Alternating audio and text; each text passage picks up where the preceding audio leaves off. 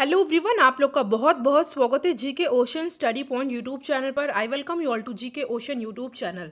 देखिए, आज के इस पर्टिकुलर वीडियो सेशन में हम लोग यूपीएसआई यानी कि उत्तर प्रदेश सब इंस्पेक्टर का जो एग्ज़ाम होने वाला है उसके लिए हिंदी के कुछ इंपॉर्टेंट क्वेश्चन को डिस्कस करेंगे।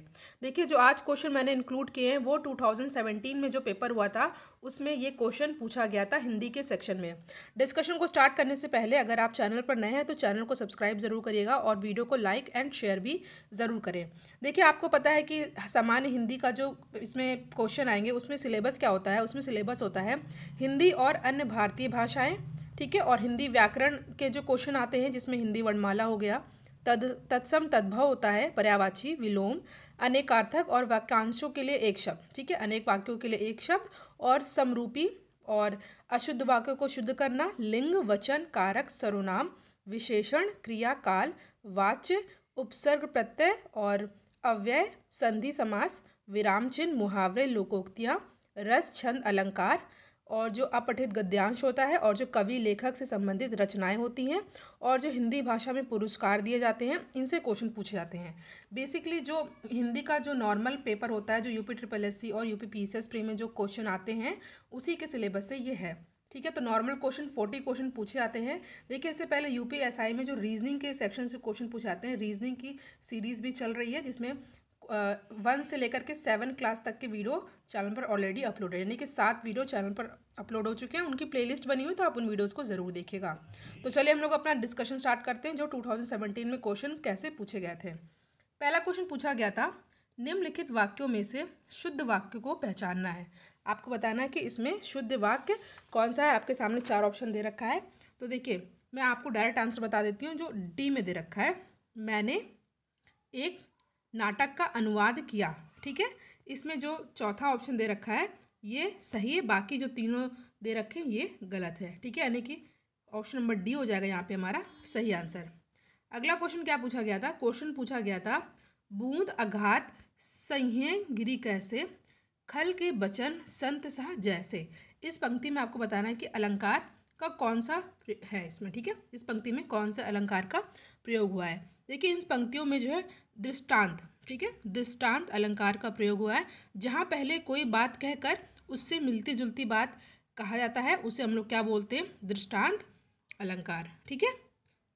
फिर से समझ लीजिए, जहाँ पर पहले कोई बात कहकर उससे मिलती जुलती बात द्वारा उदाहरण दिया जाता है लेकिन समानता किसी शब्द द्वारा प्रकट ना हो, वहाँ पे जो है दृष्टांत अलंकार होता है।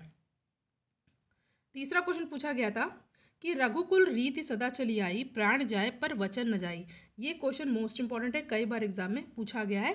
तो यहाँ पे हमारा सही आंसर होगा, इसे बताना है कि कौन सा अलंकार यहाँ पे प्रयोग हुआ है। तो यहाँ पे जो अलंकार प्रयोग हुआ है वो है अंत्यानुप्रास, ठीक है। जो यहाँ पे काव्य दिया हुआ है यहाँ पे अंत्यानुप्रास अलंकार प्रयुक्त हुआ है। देखिए, जहाँ पदांत में एक ही स्वर तथा एक ही व्यंजन की आवृत्ति हो वहाँ पे अंत्यानुप्रास होता है, ठीक है, जैसे कि चली आई, वचन न जाई, ठीक है। तो यहाँ पे ऑप्शन नंबर ए हो जाएगा हमारा सही आंसर। अगला क्वेश्चन आपके सामने दे रखा है, क्रिया के मूल रूप को कहते हैं धातु, काम, पुरुष या काल। देखिए, क्रिया के जो मूल रूप को हम लोग क्या बोलते हैं? धातु बोलते हैं, ठीक है। नेक्स्ट क्वेश्चन पूछा गया था, अमीर खुसरो किस शैली के लिए प्रसिद्ध नहीं है। ये भी इंपॉर्टेंट क्वेश्चन है, कई बार एग्जाम में पूछा जा चुका है, ठीक है। तो पूछा ये जाता है कि किस शैली के लिए प्रसिद्ध है। तो यहाँ पे फिलहाल पूछा गया कि किस शैली के लिए प्रसिद्ध नहीं है। देखिए, अमीर खुसरो जो है गीत शैली के लिए प्रसिद्ध नहीं है, ठीक है। और अमीर खुसरो द्वारा रचित ग्रंथों की संख्या 100 बताई जाती है, जिसमें गज़ल हैं, पहेलियाँ हैं और मुकरियाँ हैं, ठीक है। तो यहाँ पे ऑप्शन नंबर सी हो जाएगा हमारा करेक्ट आंसर। बाकी ये जो है इनकी शैली प्रसिद्ध है। देखिए, वीडियो को आप लोग एक लाइक ज़रूर करिएगा और जो भी स्टूडेंट इस एग्ज़ाम की तैयारी कर रहे हैं उनको ये वीडियो आप लोग शेयर ज़रूर करिएगा। और लास्ट में आपसे एक इंपॉर्टेंट क्वेश्चन पूछूंगी जिसका आंसर आपको कमेंट सेक्शन में देना है। क्वेश्चन है, परिंदे कहानी निम्न वर्णित में से किस कथाकार की है? तो ये किसकी है? ये है निर्मल वर्मा की, ठीक है। देखिए, परिंदे कहानी निर्मल वर्मा की कृति है। और जो यहाँ पे दे रखा है, देखिए यहाँ पे जो दे रखा है प्रेमचंद्र, इनकी कौन कौन सी है? इनकी है पंच परमेश्वर और सौत, और जो मुक्तिबोध है ये है इनकी काठ का सपना, सतह से उठता आदमी, और जो भीष्म कहानी है ये है चीफ की दावत या खून का रिश्ता। ये सारे इनके हैं। फिलहाल आपको जो क्वेश्चन पूछा है उसका आंसर हो जाएगा option number C. Next question है, मृदुला गर्ग के उपन्यास मिलजुल मन को किस पुरस्कार से सम्मानित किया गया है? आपके सामने यहाँ पे ऑप्शन दे रखा है मैंने। क्वेश्चन है देव पुरस्कार, व्यास सम्मान, ज्ञानपीठ या साहित्य अकादमी पुरस्कार। तो यहाँ पे सही हो जाएगा आंसर। देखिए, जो मृदुला गर्ग के उपन्यास मिलजुल मन को 2013 में, ठीक है याद रखिएगा, 2013 में साहित्य अकादमी पुरस्कार से सम्मानित किया गया था। तो ऑप्शन नंबर डी हो जाएगा यहाँ पे हमारा सही आंसर। देखिए, ये ऐसे क्वेश्चन पूछे जाते हैं, यहाँ पे आपको गद्यांश दे दिया जाता है, आपको इनमें से क्वेश्चन का आंसर दिया जाता है। ठीक है, इस क्वेश्चन को आप लोग ध्यान से पढ़िएगा। यहाँ पे इस क्वेश्चन का आंसर आप लोग कमेंट सेक्शन में खुद से दीजिएगा। ये आसान होता है, इसमें बस आपको यहाँ पे पढ़ना होता है, 2 से 3 क्वेश्चन देने होते हैं, दिए होते हैं, आपको उसका आंसर देना होता है। ठीक है, क्वेश्चन फिलहाल आप लोग, ये वीडियो लंबा हो जाएगा तो आप लोग इसको पढ़ ही लीजिएगा। और क्वेश्चन क्या पूछा है, क्वेश्चन पहला तो ये पूछा है कि प्रस्तुत गद्यांश में क्या वर्णित है। ठीक है, इसका जो पार्ट 2 आएगा उसमें मैं ये दोनों क्वेश्चन का आंसर आपको बता दूंगी।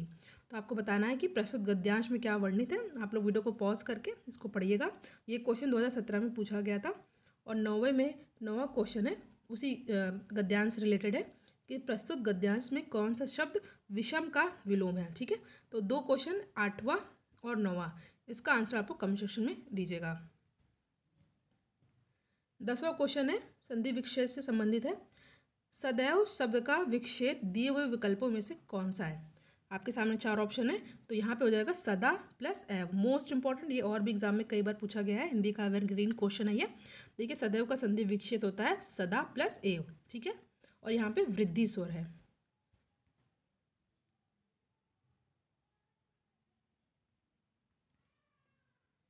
नेक्स्ट क्वेश्चन है, दिए गए विकल्पों में से बिल्ली शब्द का बहुवचन कौन सा विकल्प होगा? तो देखिए, बिल्ली शब्द का बहुवचन बिल्लियाँ होता है। तो यहाँ पे किस ऑप्शन में दिख रहा है आपको? ऑप्शन नंबर ए में दिख रहा है, तो ऑप्शन नंबर ए हो जाएगा यहाँ पे हमारा सही आंसर। हिंदी के बेसिक क्वेश्चन पूछे जाते हैं। नेक्स्ट क्वेश्चन है, बसंत के मौसम में पीले फूल खिलते हैं, प्रस्तुत वाक्य में विशेषण कौन सा है? तो यहाँ पे कौन सा विशेषण है? यहाँ पर है पीले। ठीक है, बसंत के मौसम में पीले फूल खिलते हैं में पीले विशेषण है, क्योंकि यहाँ पीला रंग फूल की विशेषता बता रहा है।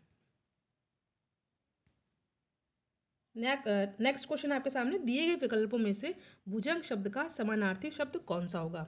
ठीक है, आपके सामने यहाँ पे 4 ऑप्शन दे रखा है, तो यहाँ पे हमारा सही आंसर रहेगा दिए गए विकल्पों में से भुजंग शब्द का समानार्थी होता है सर्प और नाग। ठीक है, और पर्वत का समानार्थी क्या होता है? भूधर और शैल, पहाड़ और नग। ठीक है, और एक और दिया हुआ क्षीर, तो क्षीर का समानार्थी होता है दूध, पेय, गोरस और पीयूष। तो ऑप्शन नंबर फिलहाल ए हो जाएगा यहाँ पे हमारा सही आंसर। नेक्स्ट क्वेश्चन है आपके सामने, दूर दूर तक विस्तृत था हिम स्तब्ध उषा के हृदय समान, इस पंक्ति में किस अलंकार का उदाहरण दिया गया है? तो यहाँ पे है ऑप्शन नंबर बी, प्रतीप। ठीक है, ध्यान से देखिएगा, ये क्वेश्चन इंपॉर्टेंट है। नेक्स्ट क्वेश्चन है 15वां, आलोचना करना के अर्थ हेतु उचित मुहावरा दिए हुए विकल्पों में से कौन सा है? तो यहाँ पे हमारा सही आंसर होगा टीका टिप्पणी करना। ठीक है, आलोचना करना का क्या हो जाएगा? टीका टिप्पणी करना। ऑप्शन नंबर डी है यहाँ पे हमारा सही आंसर।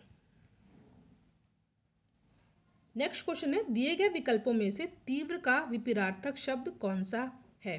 तेज, सरल, धीमा या मंद। विपरीतार्थक मतलब उल्टा। तो यहाँ पे हमारा सही आंसर जो होगा वो क्या होगा? वो हो जाएगा ऑप्शन नंबर डी, मंद। ठीक है, एक क्वेश्चन 16 क्वेश्चन यहाँ पर है। हाँ, क्वेश्चन है, भारत में स्त्रियों का सम्मान किया जाता है, प्रस्तुत वाक्य में त्रुटिवाचक शब्द कौन सा है? ठीक है, यहाँ पे जो दे रखा है इसमें कुछ त्रुटिवाचक है, तो ये कौन सा होगा? तो यहाँ पे देखिए जो ऑप्शन डी है यानी कि भारत। देखिए, प्रस्तुत वाक्य में स्त्रियों शब्द में त्रुटि है और स्त्रियों के स्थान पर स्त्रियां होना चाहिए। तो फिलहाल हमारा ऑप्शन जो है यहाँ पे, ठीक है, ए हो जाएगा हमारा सही आंसर।